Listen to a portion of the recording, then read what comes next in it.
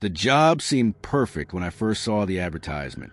A small, peaceful chapel deep in the woods, a caretaker needed for the summer. My rent was overdue, and I needed the money.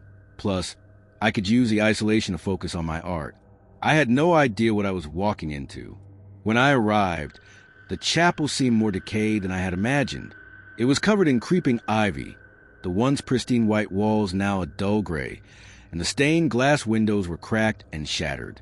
The smell of mildew hit me as soon as I opened the creaky wooden door. I shrugged it off, thinking it was just part of the charm. After all, I was there to restore it, to breathe new life into the place. The first few days were uneventful. I spent my mornings sweeping the floors, dusting the altars, and scrubbing away years of neglect. But as evening fell, the atmosphere grew heavier. The silence in the woods outside seemed unnaturally thick, as though the very air was holding its breath.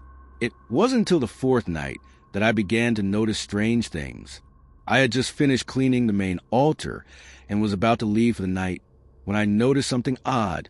At first, I thought it was just a dim lighting, but as I stepped closer, I could see faint, dark symbols carved into the wood of the altar, hidden under the layers of dust.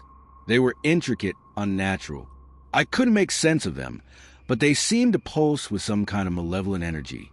I stared at them for a long while, my hand hovering just above the markings, as if something invisible was tugging at my fingertips. I tried to shake off the unease settling in my chest and left the chapel. But the symbols haunted me all the way back to my small cottage. I couldn't sleep that night. The next few days passed in a blur. I spent my time working in the chapel, tried to ignore the growing sense of dread that followed me. But every evening, I would return to that altar, and the symbols would seem more vivid, more real.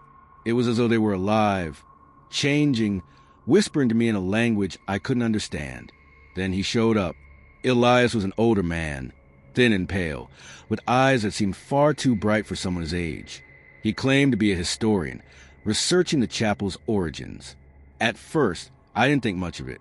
After all, what harm could a stranger asking a few questions do? But then his questions started to feel invasive. He asked about my family, my background, and most strangely, my birth date. At first, I thought he was just making small talk, but he returned day after day, always asking about the same things. I tried to brush him off, but there was something about him that made me uneasy. One afternoon, as I was sweeping the chapel's dusty floor, I found something unusual. A diary, soaked in what looked like blood, tucked away in the confession booth. The pages were filled with strange, jagged handwriting, describing rituals that seemed too ancient and grotesque to be real. It spoke of a chosen one, someone who would be sacrificed to awaken a sleeping god, and the ritual would take place in the very chapel where I stood. My heart raced as I read, the words cutting into my mind like a blade. My breath caught in my throat when I realized the ritual was meant for the chosen one to be offered in blood, their life forced the key to awakening something beyond comprehension. And then, on the next evening, Elias came. He stood in the doorway of the chapel, his eyes locked onto mine with a knowing look. "Clara," he said softly, almost reverently, "I've been waiting for you." I froze, the blood draining from my face. He took a slow step toward me. "You are the one, the chosen one. This place is your destiny. Clara, this is where you will fulfill your purpose." I stumbled backward, my pulse pounding in my ears. "What do you mean? What's going on? What do you want from me?" Elias smiled, a smile that seemed all too knowing. "You are the key, Clara. The ritual, the blood, it's all meant for you. To awaken the god sleeping beneath the altar. We've been waiting for centuries for you to arrive. This is the only way." I backed away, my mind racing. The diary, the symbols, the strange rituals. Everything was starting to make sense in the worst way possible. I had been brought here to die, to become a sacrifice to something ancient and horrific. Desperation surged through me. I couldn't let him do this. I wouldn't let him take me. I ran. I didn't know where I was going, only that I had to escape. I ran out of the chapel, into the woods, but Elias was right behind me. The trees seemed to close in around me, branches clawing at my arms as I tried to push through the underbrush. My breath was ragged, and my heart felt like it was going to explode. But the sound of his footsteps was growing louder, closer, and I knew he was gaining on me. I turned a corner, slipping down a hill into a small clearing, and there it was, an old wooden barrel. Without thinking, I grabbed a handful of dry kindling and set it ablaze with a match. Flames crackled to life, and I watched as the fire consumed the chapel in the distance, its walls glowing with an eerie light. Elias screamed from the tree-lean, his voice carrying through the night. "You don't understand. You can't stop it." But I didn't stop. I ran. The fire reflected in the sky, lighting up the woods around me. As I fled, I could feel the heat on my skin, but the weight of the world lifted from my shoulders. I didn't look back. The next morning, I awoke in my cottage, heart still racing, unsure what was real. The chapel was gone, reduced to ash and rubble. I thought I had escaped, thought I had put an end to whatever dark force was at work. But as the sun began to set, a familiar chill crept into the air. The ground trembled beneath my feet, and for the briefest moment, I thought I heard a whisper on the wind. It sounded like a voice, ancient and powerful, calling my name. It wasn't over. I had burned the chapel down, but I had unknowingly set something free. My boots crunched against a gravel path as I approached the secluded cabin. This wasn't my first solo trip into remote terrain, but something about the black forest felt different. It wasn't just the dense, towering trees or the way the light struggled to penetrate their thick canopy. It was the silence, an almost tangible stillness that seemed to breathe. The cabin was old, its wooden beams creaking under my footsteps. The smell of damp earth seeped through the cracks, mingling with a faint scent of pine. I unpacked quickly, eager to start cataloging rare plant species. This was my passion, my escape. Out here, I was free from the noise of the city, from people, from expectations. But as the sun set, the forest seemed to tighten its grip around the cabin. The chirping of crickets gave way to a peculiar quiet. I was jotting down notes when a knock startled me. Opening the door, I found two figures, Hans and Clara, locals who seemed friendly enough. Hans had a grizzled face and piercing eyes, while Clara's smile was warm but guarded. "There's a bonfire celebration tonight," Hans said. "You're invited." I hesitated. Social gatherings weren't my thing, but their insistence, coupled with the promise of local food and music, swayed me. Besides, refusing might seem rude. The bonfire was deeper in the woods, its flames licking the night sky.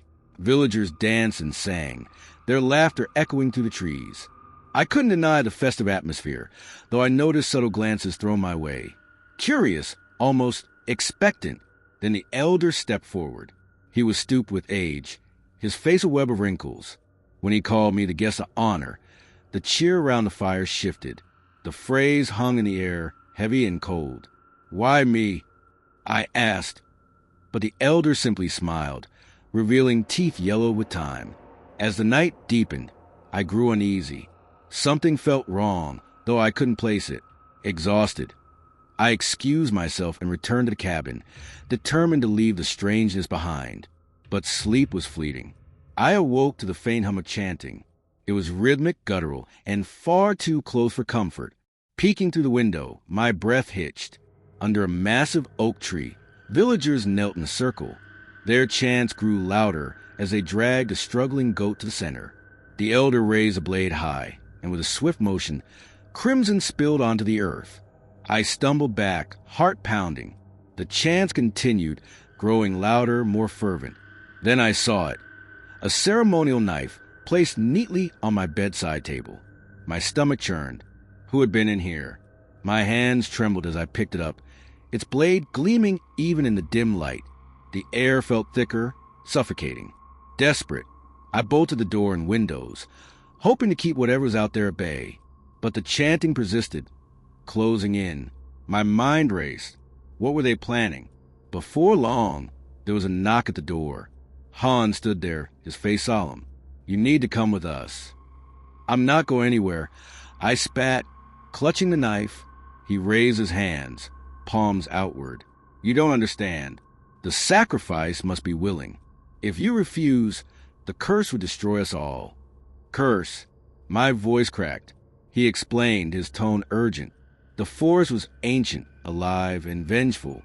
To appease it, an outsider had to willingly take the place of the animal's sacrifice. It was tradition, a prophecy fulfilled countless times to ensure the village's survival. No, I whispered, backing away. You're insane. Hans's gaze softened, almost pleading. If you run, it will find you. The forest doesn't forgive. Panic clawed at my throat. I slammed the door in his face, my mind racing. Escape was my only option. The forest seemed darker than before, its trees gnarled and menacing. I ran blindly, the knife tucked in my jacket. The villagers' chanting echoed behind me, a sinister soundtrack to my flight.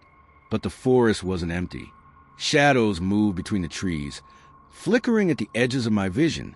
My own footsteps sounded foreign, as if something or someone was mimicking them.